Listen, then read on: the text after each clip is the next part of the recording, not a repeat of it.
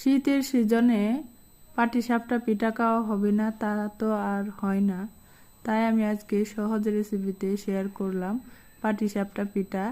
দুধ পাটিসাপটা পিঠা তৈরি কিভাবে করা যায়। হ্যালো এভরিওয়ান, আসসালামু আলাইকুম। সবাই কেমন আছেন? আশা করি খুব ভালো আছেন।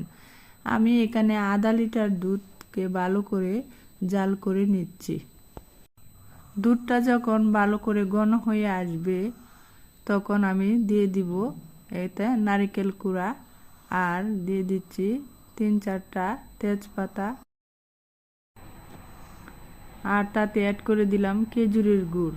এখন সবগুলি উপকরণ ভালো করে মিক্সড করে মিশিয়ে নিচ্ছি। আর খেয়াল করতে হবে যেন নিচ দিয়ে লেগে না যায়, পুড়ে না যায়।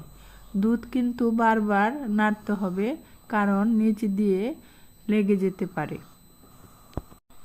আবারও তাতে